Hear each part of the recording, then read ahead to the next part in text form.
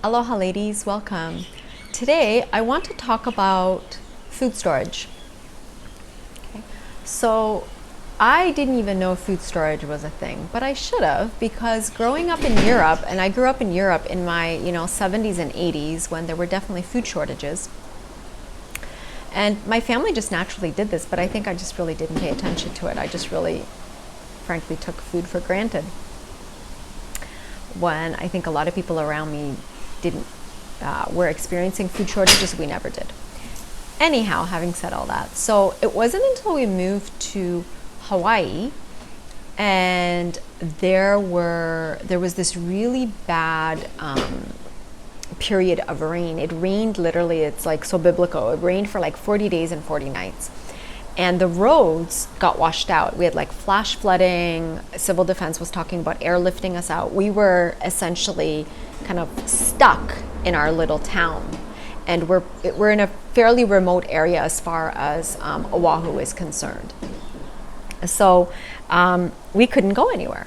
And I had these little kids, and it occurred to me at that time how important it really was to think about a little bit about emergency preparedness and about food storage. And I was working for a client, one of my clients at the time. They really, they're an academic institution. They're a university on island, and they are a Christian university, and they really advocate that their members practice food storage. So I learned a lot from my friends there at that university. So what I learned is, and I want to share this with you because a lot of people just don't know. You don't know what you don't know. Three types of food storage. Okay, there's the 72-hour kit, which it's exactly what it sounds like. It's you're packing things into a backpack that has to sustain you if you had to evacuate your home for 72 hours. There's food in there, clothing, emergency supplies. Okay, if you're going to go to a shelter or have to shelter in your car in a parking lot somewhere, right? So, and that's a real thing here because we experience hurricanes and tsunamis. We experience tsunami warnings where we've already had to evacuate. I want to say at least 4 times over the years from our house. So that's the 72-hour. Then there's the short-term food storage, and then there's the long-term food storage. Long-term food storage is you are storing food that's supposed to last you for 10 to 20 years, and this is in case of many different like long-term events. But then the third one is it's the second one, but it's the one I want to spend the most time on. It's the short-term food storage, and this food storage is one to 3 months worth of food.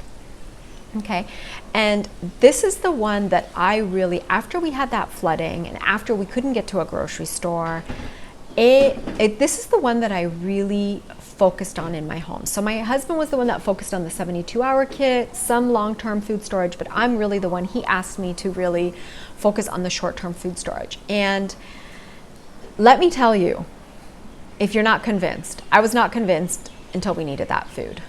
And we've needed that food. So we've practiced, we've moved around, we've left Hawaii twice to go and travel. We, whether it was for work or for fun, we went on a 1.5 year long road trip once with our kids where we lived in our Airstream and traveled around. We practiced food storage then. We got super sick on that trip and couldn't even get out of bed. And so grateful there was food to feed us at that time. Montreal, I remember we did my husband and I, with our company that we own, we did a big project for University of Montreal. While we were there, I got super duper sick, could not get out of bed, even to go down the street to go pick up food. I had like the worst type of flu where it was hurting even in my kidneys, and I was so grateful to have food then. And then here, the few times that we've had power outages or again, roads that have been washed out, it's been so nice. And then definitely during COVID, that's the most recent obvious one where we had to shelter in place, mandatory stay-at-home order. It was so nice to just have food at home and not worry, especially during an emergency because food is such a comfort. Food is so emotional. So I'm convinced, and it's something that we do now. So how do I do it, and how do you do it on a budget? So what I do, I have a resource. I should have printed it out.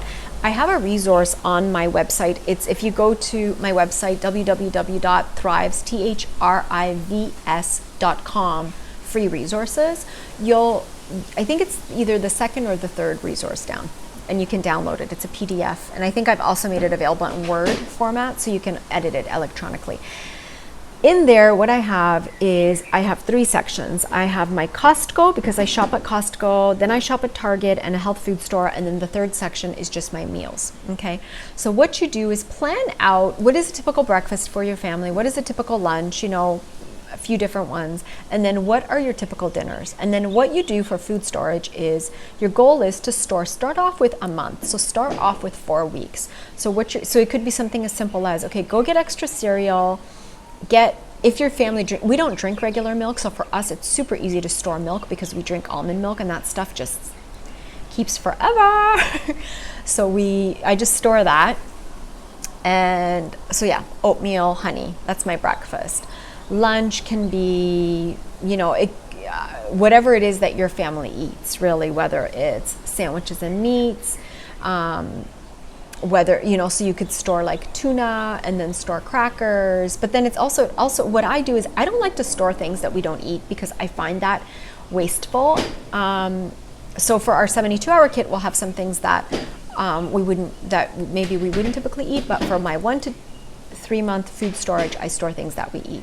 And then dinner. So for the dinner, and this is the part that you'll see on my spreadsheet, is identify 7 meals that your family likes to eat and just multiply by 4. So let's say that spaghetti is a regular affair in your house. So then what you would do is your goal is to have 4 boxes of spaghetti, 4 jars of pasta sauce, and 4 bags of protein. So whether you're going to store beef or for us, if you're going to store like the Morning Star ground round, so you store that. So that's it. Just by buying that, just by storing that, you've already created 1 dinner for the month. Okay, maybe taco night's another one. So you store all the dry goods. So it could be your refried beans, your taco shells, salsa, sour cream, if that's if you're using that.